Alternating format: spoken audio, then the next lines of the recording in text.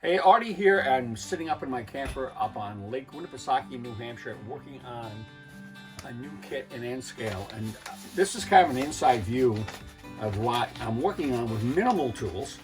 You can see I have a sign sheet with a sign missing already because I've applied that to what I've built so far.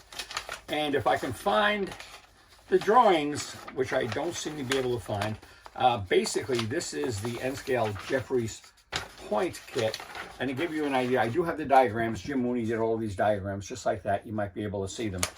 And what I have in front of me here, so you know, other than some Poland spring water made in Maine, is I have the components of the kit sitting in this tray, which I just happen to keep with me. And the tray is great because it has some of the wrapping material in it.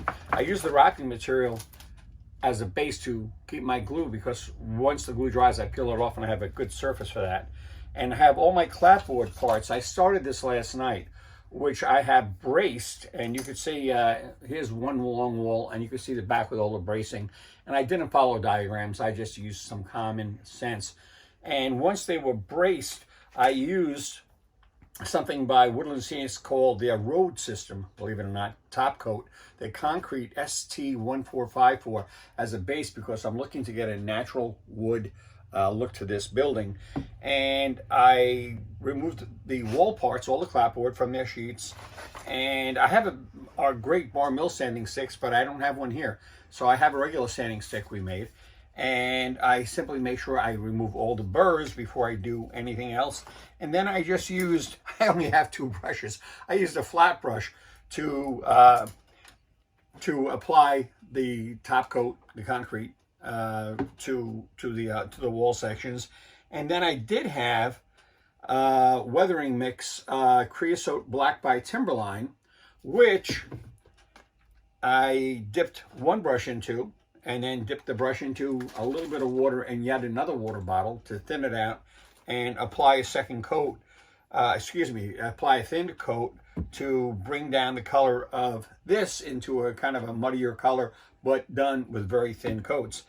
And I also cut out a sign that I mentioned earlier and applied it to the side of the building. Now, if you notice here, we're doing all one wall at a time. There's the front, this is the back, and right now you can see the holes because I'm applying and doing the windows, which I also gave a couple of light coats of the same concrete color because I'm looking to keep the windows and the edge trim, which has already been installed on the sloped edges, the peaked edges of the building, the same color. So I'm doing them all at one time. But here again, if you go backwards, you can see the interior bracing. So basically what I have for tools here is I forgot my X-Acto knife. No big deal. I happen to have some straight edge razor blades. That's fine. I have my sanding stick. That's fine. And that's the only tools I'm using other than a couple of brushes, bottle of paint, some weathering mix, some yellow glue, by the way, a place to put the glue, a napkin to dip the brushes in, and a bottle of water to keep me hydrated or saturated or whatever while I'm placing these windows in that wall. So this is an unusual video because this shows that you don't have to have much to do this, although I've spent several hours so far just preparing these walls, which is the first step towards the project coming out really the way I want it to. I'll check back with you later. I want to thank my wife, Nancy, who's sitting here kind of smiling because this is I'm sitting here in my pajamas. And I do have a cutting mat, by the way, which is great because I don't want to mess up my table.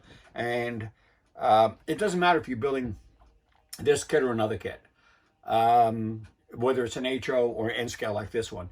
It's all about what you can get by with. You don't need a lot of fancy tools, but you do need some patience.